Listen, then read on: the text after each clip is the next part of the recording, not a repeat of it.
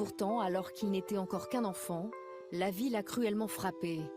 Théo a été amputé des 4 membres pour survivre à une méningite foudroyante. Mais au fait, Léa, pourquoi est-ce que nous, on ne peut pas régénérer nos membres alors que les lézards, si? C'est une très bonne question. Viens, on n'a qu'à faire des recherches.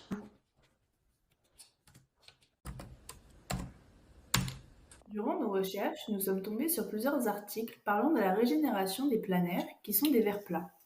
Le premier à avoir démontré cette capacité fut Peter Simon Pallas en 1766. Désormais, nous cherchons à comprendre comment les mécanismes de régénération des planaires, pilotés par des gènes comme Peewee, peuvent inspirer la médecine régénérative chez l'humain et quelles sont les limites de leur application.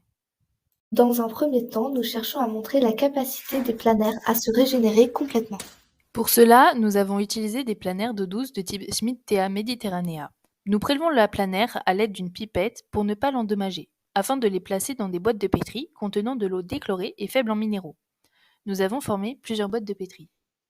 Dans un premier temps, nous les avons observés à la loupe binoculaire afin d'observer leur morphologie et leur comportement. Puis, dans un deuxième temps, à l'aide d'une lame de rasoir, nous avons soigneusement coupé chaque planaire en deux. Nous avons alors pu constater que chaque moitié continuait à se déplacer de manière indépendante. Au cours de cette expérience, nous avons pu observer que la planaire s'est entièrement régénérée en seulement 12 jours.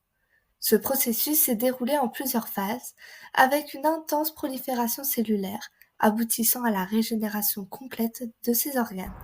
À l'issue de notre expérience, nous pouvons en déduire que la planaire possède une capacité de régénération remarquable.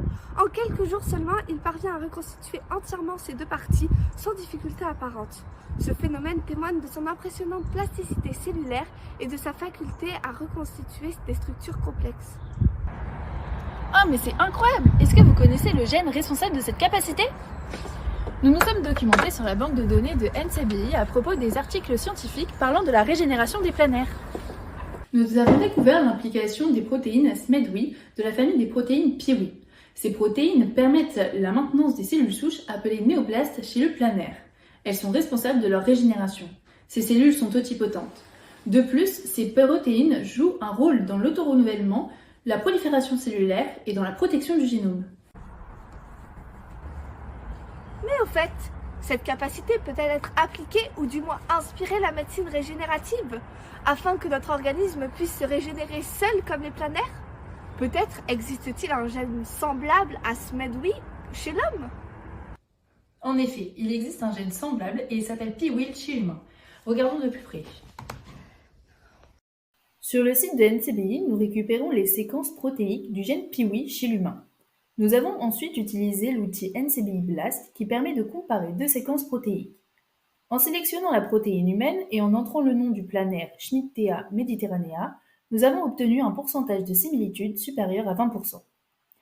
Ils partagent donc un ancêtre commun, confirmant leur lien évolutif selon cet arbre phylogénétique. Désormais, nous voulons déterminer si ces connaissances sur la planaire peuvent aider la médecine régénérative, notamment pour des recherches sur des axes d'amélioration pour notre propre régénération. En effet, celle-ci est limitée et spécialisée. Par exemple, lors de la régénération d'une plaie, celle-ci repose en partie sur la réponse inflammatoire. Ces protéines Peewee sont impliquées dans la régulation des cellules souches et jouent un rôle important dans plusieurs processus. Pour commencer, ces protéines assurent la stabilité du génome, en particulier dans les cellules germinales. Des études suggèrent que les Peewee protéines pourraient jouer un rôle dans la régénération cellulaire en influençant la pluripotence des cellules souches. Toutefois, des chercheurs ont démontré qu'une surexpression ou une activation anormale de Peewee dans les cellules somatiques humaines est responsable de cancers, comme les cancers testiculaires, digestifs ou les leucémies. Mais cela permet d'en déduire qu'elle pourrait jouer un rôle dans la prolifération de cellules souches, comme chez le planaire, ou de peut-être trouver un moyen de l'activer pour améliorer notre régénération générale.